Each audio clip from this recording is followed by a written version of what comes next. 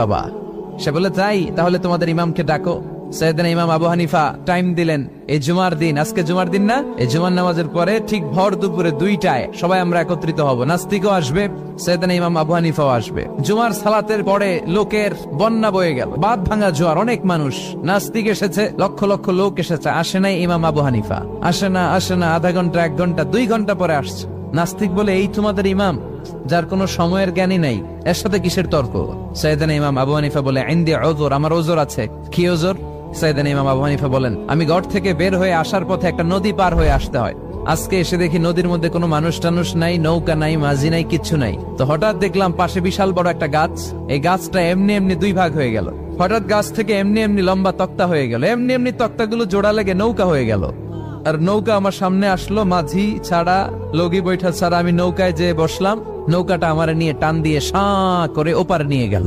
তো এই